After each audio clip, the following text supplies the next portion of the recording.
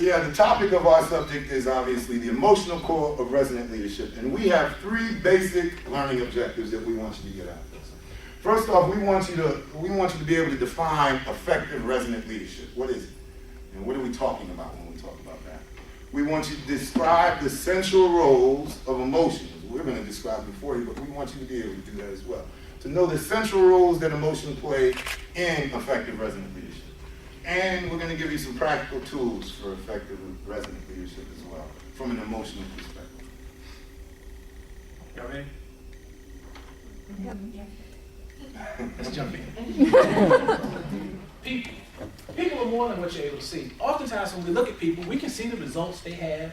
We look at them and we see their behaviors, but nobody ever talks about what I think makes you them. probably remember back in the 80s, they used to have these public service announcements.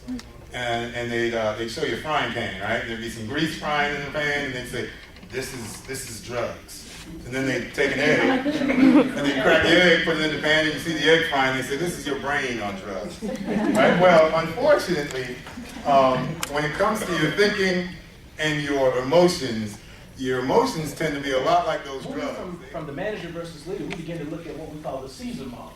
And a lot of you may not be familiar with this, and there's some what would happen years ago, many of our parents, we work for companies and organizations that we look forward to retiring from. Everyone, I don't know, if you talk to your grandparents, maybe they'll talk about, I work for this Another company. structure that sits right behind the amygdala is called the hippocampus. And the hippocampus, think of it this way, the hippocampus involves your ability to have emotional memory, right? So the hippocampus will help you remember Aunt Sally's face. But the amygdala will tell you that you don't like Aunt Sally. Right? So it's important. Sometimes people say, oh, I'm the leader of the organization. I set this message out here, but I can't get buy-in from my folks, right? And oftentimes the best way to get buy-in if you're leading a group or a work group or a team is really to get someone else's feedback, to open things up, to get their information. Because then you'll have them have some responsibility for the direction. My wife is upset and when I need to be compassionate opposed to being funny. Do I know when my child really needs to, do I know when to say the right thing at the right time? If my kid falls and scrubs his knee, do I go spank him? Why'd you fall down? Let me put some alcohol in you there.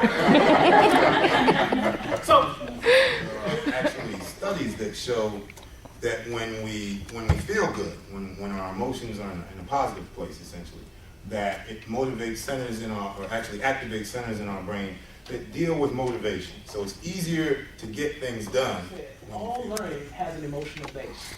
Now, I know we've been throwing around a lot of theory, a lot of ideas, and some people agree and they disagree. But if you begin to look at this stuff, you say all learning has an emotional base. If you think back, and some of you're still in school, the classes that you tend to like, how do you do in them? You tend to do better. But moreover, the classes you don't like, how do you tend to do? She said you drop it.